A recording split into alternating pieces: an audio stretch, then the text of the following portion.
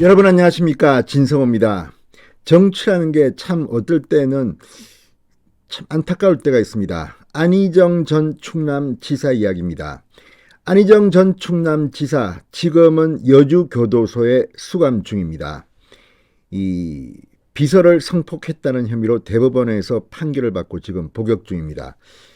자, 안희정 전 충남지사는 부부간의 러브스토리가 상당히 많은 사람들에게 화제가 되기도 했습니다. 굉장히 어렵게 결혼을 하고 또 부인이 안희정 전 지사를 위해서 옥중 바라지를 참 오래 했습니다. 그리고 교사를 하면서 생활을 책임지기도 했습니다. 자, 그런데 이 러브스토리의 주인공입니다. 안희정 전 충남지사가 지난해 옥중 이혼한 사실이 공개됐습니다. 자, 방금 전 여성조선이 단독 보도한 내용입니다. 마음이 좀 착잡합니다. 어쨌든 안희정 전 충남지사 그래도 이 진보진영 정치인 중에서는 상당히 생각하는 것이 올곧고 좀 중도적이기도 했습니다. 물론 노무현 전 대통령의 오른팔 왼팔 노릇을 하면서 정치자금법 위반으로 구속되기도 했고 참 파란만장한 인생을 살았습니다. 그러나 안희정 전 지사가 발언하고 하는 걸 보면 박정희 전 대통령에 대해서도 좋게 말하기도 하고 또 진보진영 정치인 중에서는 좀 합리적이라는 말을 들었습니다. 여러분 2017년 민주당의 대통령 후보 경선을 기억하십니까?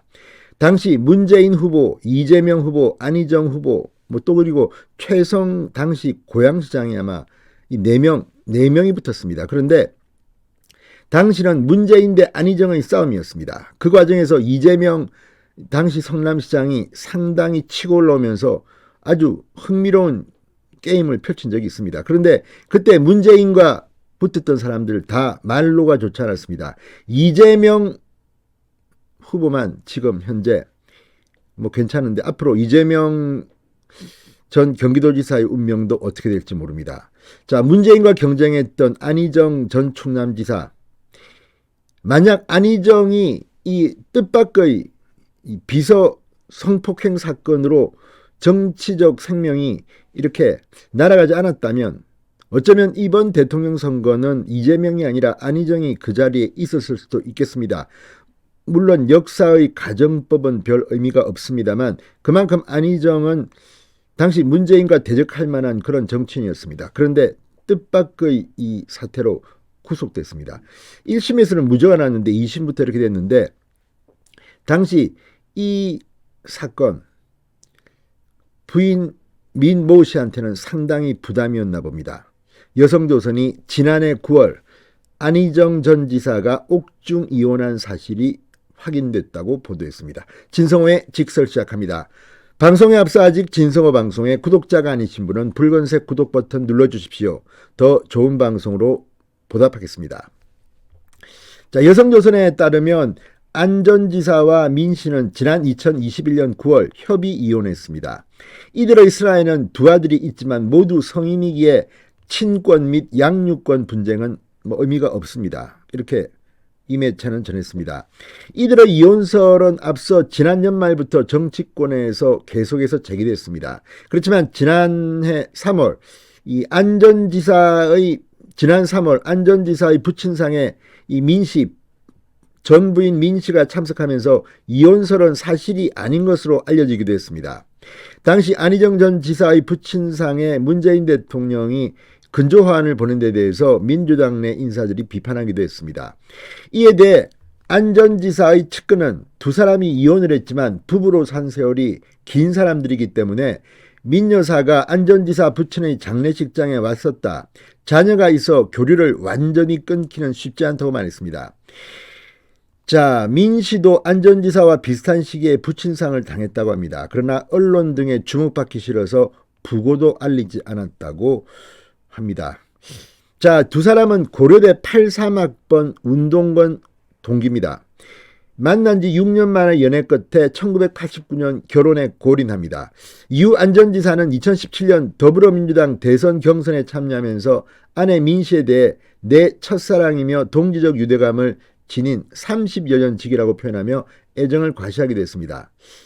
자, 그렇지만 이후 안희정 전 지사가 수행비서를 위력으로 성폭행한 혐의를 받았고 결국 2019년 9월 대법원에서 징역 3년 6개월을 확정받은 뒤 현재는 여주교도소에 수감되어 있습니다.